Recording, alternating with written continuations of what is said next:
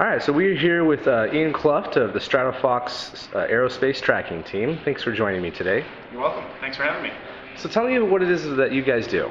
All right, the Stratofox Aerospace tracking team, I guess in a one-liner, the goal is you launch it, we bring it back. We track amateur rockets and balloons, and we assist teams, if they've been building these balloons or rockets, and they quite often get to the point of planning the launch, and don't necessarily have all the resources to go and bring it back. And we can either augment their team or we can be their tracking team. And we have the distinction that we recovered the world record amateur rocket launched in 2004 at Black Rock Desert. That was the CSX-2 space shot, and the world record amateur balloon, the California Near Space Project's CNSP-10 balloon in October of 2011. And so we've got both of those for rockets and balloons. We've got the top ones. Wow. Again, these are the amateur records. They're government and stuff that have done much more. But what people can spend out of their own pockets, or with sponsorships in the case of the rocket, it was we managed to help out with these teams repeatedly trying until when they got their records, we also got a big feather in our cap. Awesome. So. Now, you were telling me earlier about some certain tests where there was a mishap where it ended up floating, and then you recreated the event. Can you tell me more about that? Yes. So that was the California Near Space Project. I'm trying to remember, it was November of 2010. They launched a balloon at night, just in the middle of the night. It was, I think they were trying to duplicate conditions that they had. I remember now.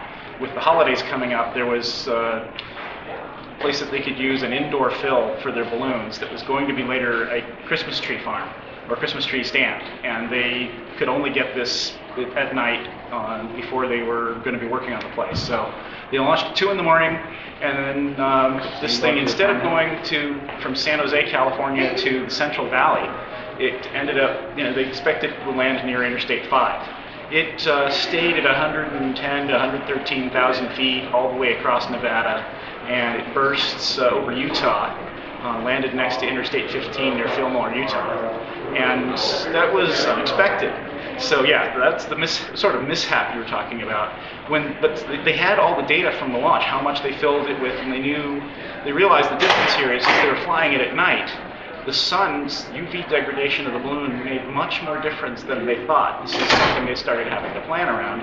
But they also realized, that was interesting, let's try that again. So fast forward to December 2011.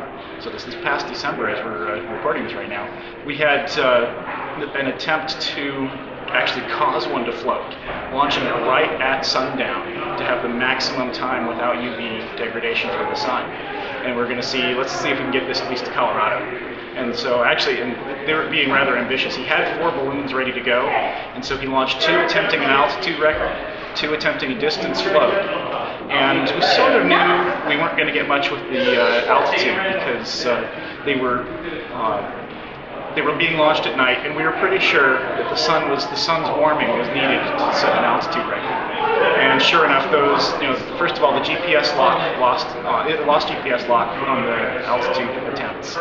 They went so high, became so cold, the electronics shut down, and it just wasn't recording its position or altitude. We had to just give up on chasing those 2. Stratofox had actually gone. We were just outside of Yosemite National Park when we realized, okay, it's not giving us any data. We really can't continue this hunt. We came back and helped them with tracking online the 2 floater attempts. So the CNSP-11 and 12 balloons. 12 was set up with a normal balloon like they usually do, and they pretty well knew the characteristics of that balloon. They expected it could at least get to Colorado. We had 11 was a different brand of balloon, a little bit thicker latex. They thought it might get farther, they hoped. They didn't know. Well, what in reality happened was 12, the one that was the regular balloon, went to Indiana, a little bit further than Colorado. And that record, as impressive as that seems, it was broken a few hours later when 11 caught up with it. It leveled off at 110,000 feet, and it's doing 150 miles an hour, and it went for 2.5 days. And it splashed in the Mediterranean Sea 2 days later. Distance record 6,200 miles from the launch site in San Jose. First U.S. transcontinental crossing, first as an amateur radio balloon, and first transatlantic crossing. I might also add first unintentional transatlantic crossing. It's unbelievable. Nobody expected that. There were groups from the East Coast that were still attempting transatlantic crossings. No one expected the one to do it to be launched in California. So yeah, quite a surprising thing. Absolutely. Yeah, that's one of our most recent ones. We had to help them with 10 launch. Okay, I think we weren't there at the first couple of them, but they launched 10, and we were in there for most of them. And all of us building up our experience with this particular project. But before that, we also helped Stanford University and NASA Ames with balloons in 2007 and 2008. And like I said, going back to 2004 when we helped CSXT with their space shuttle. That rocket went to 72 miles, 380,000 feet. You only need 62 miles to claim a space shuttle. It's the first time amateurs have done it. And we recovered that rocket 18 miles from the launch site. Wow. So, yeah, some impressive stuff. Absolutely. Yeah. So. Well, thank you very much for sharing that with me. If I can add one quick thing, if anybody's interested in joining, of course the whole purpose why we want to go and get some attention to this, if you want to join, we've got information at stratofox.org/join.